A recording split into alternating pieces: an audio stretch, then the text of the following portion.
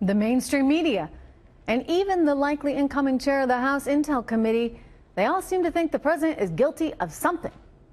What exactly? We don't necessarily know. I mean, there are a couple theories out there. But before we jump to impeachment, let's take a moment to understand constitutionally what that actually means.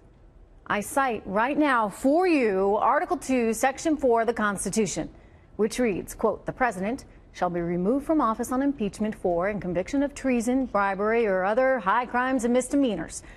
So keep in mind, you can't just be accused of something in the House. You have to actually be convicted by the Senate to be removed from office, and that's a pretty high bar to cross. So what is it that they think they have, those in the liberal media? Campaign finance violations tied to alleged payments made to Stormy Daniels and or Karen McDougal? And they're basing the campaign finance allegations on Michael Cohen, who, let's face it, hardly a credible witness. Let me share with you on page 11 here. Page 11 of the U.S. District Court's Southern District of New York sentencing memo. Prosecutors say, and I quote here, "With respect to payments, Michael Cohen acted with the intent to influence the 2016 presidential election." All right.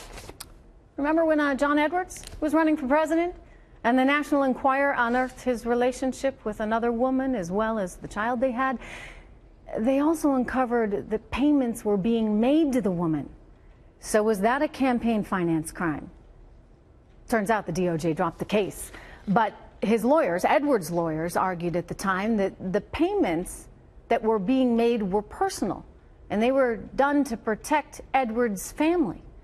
Michael Cohen, before he reached the plea deal that he came to with Mueller here, argued something quite similar, telling Vanity Fair this spring, "People are mistaking this for a thing about the campaign. What I did defensively for my personal client and my friend is what attorneys do for their high-profile clients." Of course, we don't know exactly what to think, right, with Michael Cohen, because, as I've said before, you can't exactly call him a credible witness. He says one thing today and another thing tomorrow. But if this was a personal payment, then how is that illegal? Most legal scholars will tell you if the president's intention was to hide this issue from his family, then it's a personal issue. If he was deliberately trying to hide it from the American public because it threatened his campaign, he might have a problem. But legal scholars would also tell you that intent itself is very hard to prove. Now, that's one issue. Issue number two is that President Trump could have still been talking to Russians up until he won the presidency about a Trump Tower in Moscow.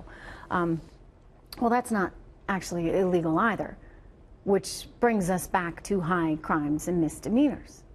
While Mr. Mueller may have some inconsistencies in testimonies and even some people who lied under oath, convicting the president of a high crime or misdemeanor, I'll tell you, it's going to be a very tall order, though you wouldn't know it if you listen to the mainstream media.